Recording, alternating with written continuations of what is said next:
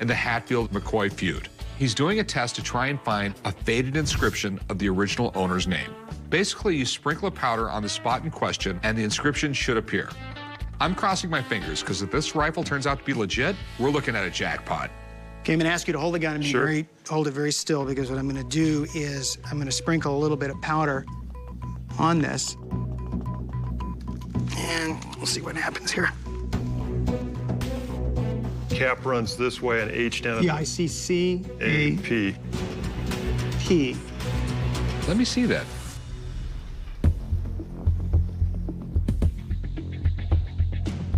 What do you see, Rick? I'm having trouble seeing it. I think there's a CAP there, but, you know, barely. Craig seems to think he can read a CAP for Cap Hatfield, but I'm having trouble finding it. So, what do you think? What I'm looking at here is a gamble. Listen, Al Capone's pistol just sold at auction for $100,000, okay? And I will tell you the provenance was not quite as good as this, but the reason it's a big gamble is because standalone, the rifle's worth $1,000, $1,500. Let me just take this away for a moment, okay? If you are into the gamble, the risk and reward, in other words, if you buy the story, you have potential for a lot of reward, because if it checks out and the provenance improves, for example, maybe you get lucky enough and find Cap Hatfield, you know, posing with the gun, it could be worth $20,000, $30,000. Okay. But say you pay $5 grand for it. If it doesn't check out, you're out $4 grand, because this is about a $1,000 rifle. He wants $19,000 for it. Would you pay that? No, I would not. What would you pay for it? If I was a gambling man with the story as it sits, do I think it's worth $5,000 to $10,000? Yes. Okay. Again. Depends on whether I want to gamble. That's what it comes down to. All right, well, thanks, man. Rick, it's really hard to say. How much do you value the story? It's a very subjective question. It's worth more than a Winchester Model 1892 that you'd find at a gun show. How much more?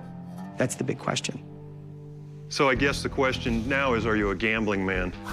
When the odds are in my favor. That's when I'm a gambling man. Okay. You know, in this business, your reputation is everything. Sure. With no reputation, I don't have a business. So, I'm not gonna risk it. I appreciate you looking at it. All right, have a nice day. We weren't able to make a deal today, so I think we'll just keep the gun in the family for now, and we'll work on some more documentation, see if there's something out there we've missed, potentially with a museum or going back to the through the family archives a little further. Damn, Rick, you're not done with that yet? No, I'm not. But I'm up against Chum. Chumley tried to get me into a pawn shop feud. I'm not really interested. But I told him if he can finish today's crossword puzzle before me, the feud is on. What, like he's really gonna finish it? Still not done with that thing? Nah, I've been busy. Must suck to be slow. Finished. I cannot believe you beat me. We'll believe it.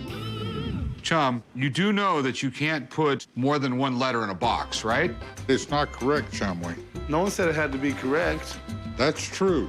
Rick, I guess you lost. You can't put more than one letter in a box. Yeah, you can. I don't see no rules on here. I won.